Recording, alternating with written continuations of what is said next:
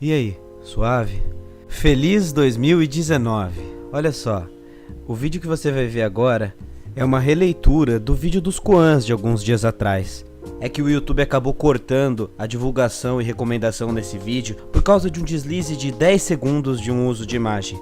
Mas regras são regras, fazer o quê? Então eu decidi reeditar o vídeo, adicionar uns pontos e relançar. O bom é que foi no vídeo dos Koans, um vídeo que faz sentido reassistir. Então reveja, não só pelo engajamento, mas porque os Koans têm sempre um novo lado e uma nova história para reinterpretar.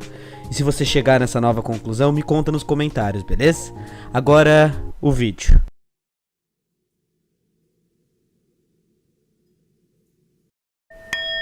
Batendo duas mãos uma na outra, temos um som.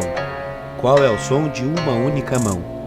Sem a educação que eu recebi, sem as influências que vivi e sem o meio social e político-religioso que estou, quem eu seria? Qual o som do silêncio? Como alguém acredita que a Terra é plana?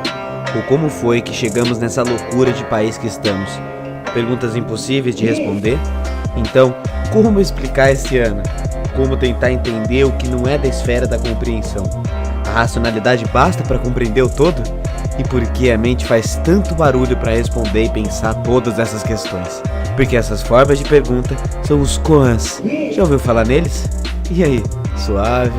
Tranquilo, só nas festinhas de fim de ano? Pensando nesse ritmo festivo e sabendo o que eu tô preparando pro ano que vem, hoje um vídeo mais leve, mas para viajar bem longe na reflexão. Histórias e Koans para pensar em 2019.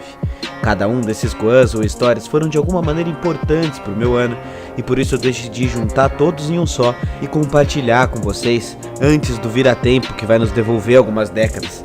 Mas primeiro de tudo, o que é um Koan, não é mesmo? Um Koan são exercícios filosóficos dos antigos monges budistas. Nascidos na China e no Japão, elas são histórias escritas em formatos de pequenos pensamentos ou contos que têm o propósito de treinar o pensamento não binário e propor uma reflexão além. Os Koans querem extinguir um vício de procurar cegamente por respostas prontas e racionais. É muito difícil lutar contra o desejo de explicar o inexplicável pelas vias mais confusas. E para quem está acostumado com a racionalidade, os Koans são muitas vezes incompreensíveis e até contraditórios, mas servem para deixar os pensamentos binários de lado, porque geralmente somos viciados em responder tudo com esse ego racional, na pressa, na ansiedade. Os Koans são pensados para atravessar essa barreira e permitir que as questões sejam trabalhadas de maneira mais ampla. Como elas demoram, isso traz calma para nossa mente e exige uma reflexão mais profunda. Entraremos em 2019 e vai ter muita realidade concreta bem estranha para engolir.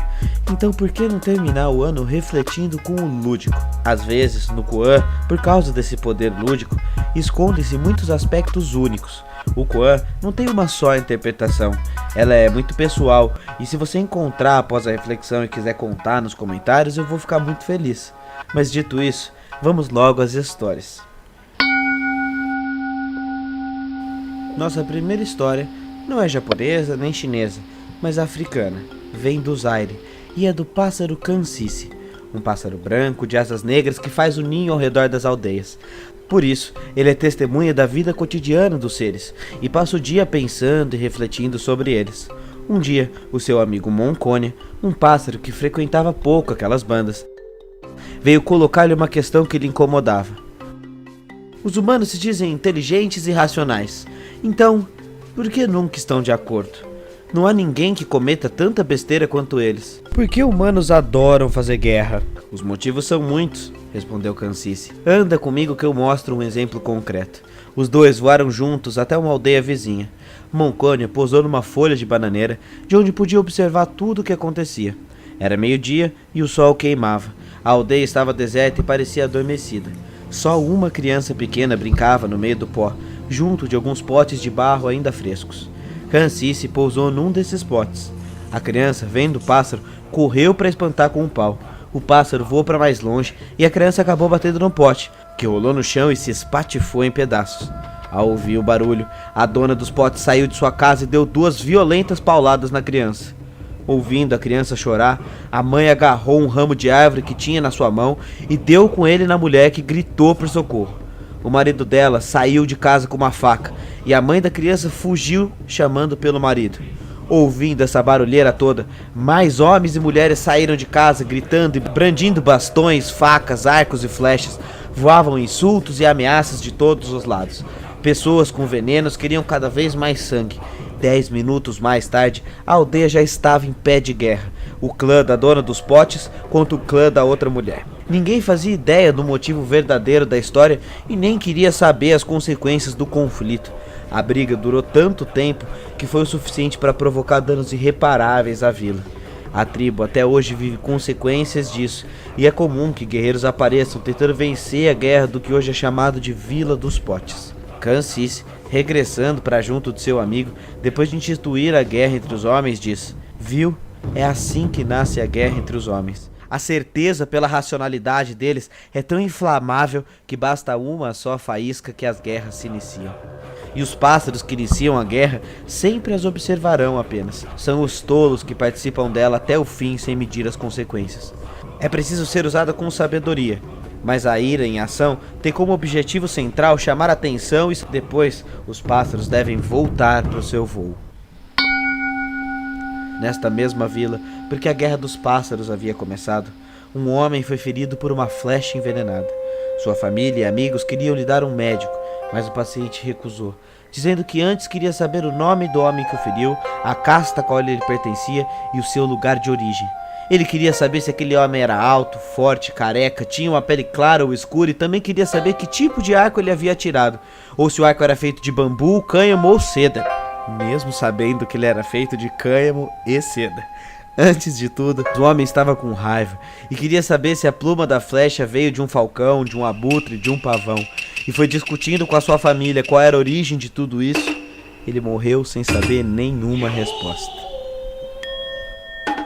Quem pensa que entendeu, se questiona. Quem pensa que não entendeu, questiona os outros. Quem entendeu, não diz nada. E quem não entendeu, também não diz nada. Com o passar dos tempos naquela vila, muitos foram os soldados que ganharam destaque. Certa tarde, um deles, conhecido por sua total falta de escrúpulos, apareceu por ali.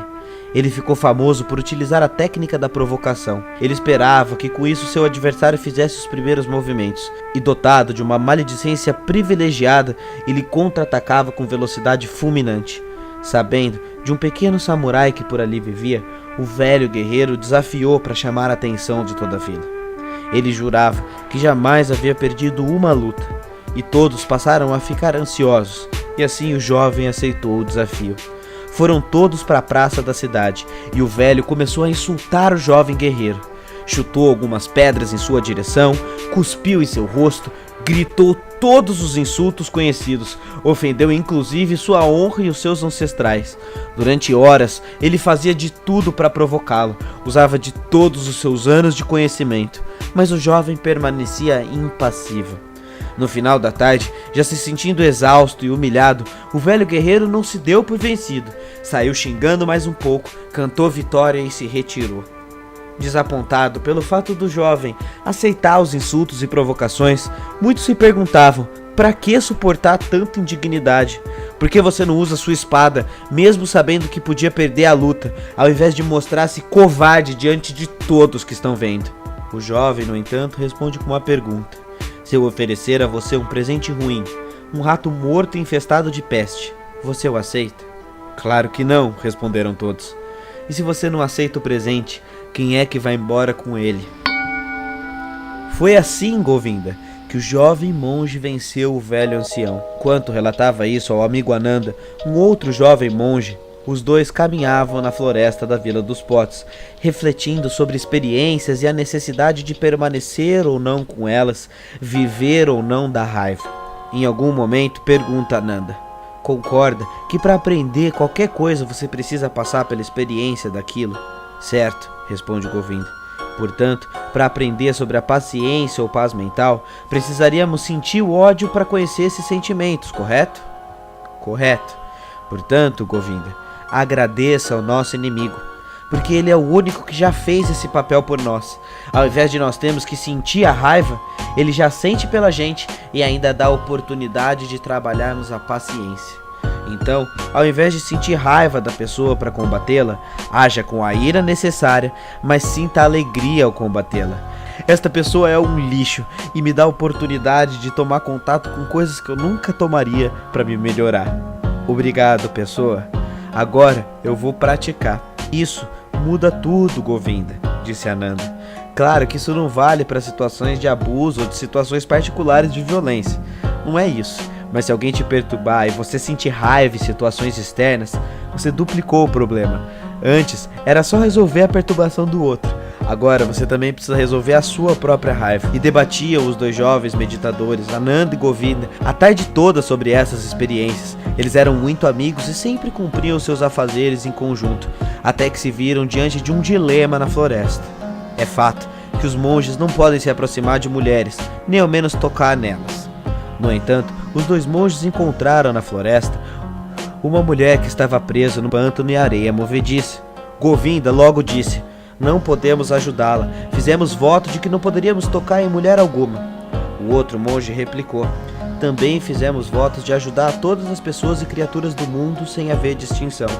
Então, esse mesmo monge colocou a mulher em suas costas e atravessou o rio, deixando-a na outra margem. Os dois monges seguiram o caminho e durante toda a jornada houve uma grande pausa na conversação dos dois. Logo, o silêncio foi interrompido pelo monge que era contra a ideia de carregar a jovem, que disse: você não devia ter carregado ela. Isso agora vai ser um peso para sua caminhada. O outro monge sabiamente respondeu: eu deixei a mulher na outra margem do rio. No entanto, é você quem continua carregando a mulher na sua caminhada. Mesmo porque, meu caro amigo, antes de entrar no pântano, não sabemos onde estão as flores de lótus. Por isso, saiba que todos merecem tratamento digno e são potenciais de salvação. Igualdade é, portanto, tratar igualmente os iguais, desigualmente os desiguais, na exata medida de suas desigualdades. Quando falamos de não violência, alguns pensam que é para deixar de olhar para o que está acontecendo e fingir que está tudo bem. Acham que falamos de resolver tudo com paz e amor e acabou. Não, não é isso. O que incomoda, incomoda e eu não vou deixar de falar. Mas justamente porque é o incômodo que eu vou encontrar sempre um ponto de equilíbrio para entender como agir diante disso. Eu não vou fingir que eu não tô vendo. Eu só quero pensar em como me manifestar perante os outros. Como pensar juntos para 2019? O que você vai fazer? Eu não sou ninguém, você também não. Eu tô perdido e talvez você também. Mas juntos fazemos algo e possamos nos encontrar talvez. A chance é um pouco maior. É só isso. Ninguém precisa acreditar demais na ideia do outro, nem se apegar a bandeiras, verdades ou uma só fonte de conhecimento. Só que é preciso saber. É tempo de acordar. A realidade que você acredita está onde? Na sua mente? E aonde está a sua mente? Nas suas palavras? E onde estão as suas palavras? Na sua mente? Feliz Ano Novo. Como pensar juntos 2019? O que você vai fazer? Qual o som do silêncio? Batendo duas mãos uma na outra, temos um som. Qual é o som de uma única mão? Sem a educação que eu recebi, sem as influências que vivi e sem o meio social, político e religioso que estou, quem eu seria? Qual o som do silêncio? Como alguém acredita em terra plana? Ou como foi que chegamos nessa loucura de país que estamos? Como pensar juntos 2019? O que você vai fazer? Qual o som do silêncio? Batendo duas mãos uma na outra, temos um som. Qual é o som de uma única mão? Sem a educação que eu recebi, sem as influências que vivi e sem o meio social, político e religioso que estou, quem eu seria? Qual o som do silêncio? Como alguém acredita em terra plana? Ou como foi que chegamos nessa loucura de país que estamos? Como pensar juntos 2019? O que você vai fazer? Qual o som do silêncio? Batendo duas mãos uma na outra, temos um som. Qual é o som de uma única mão? Sem a educação que eu recebi, sem as influências que vivi e sem o meio social, político e religioso que estou, quem eu seria?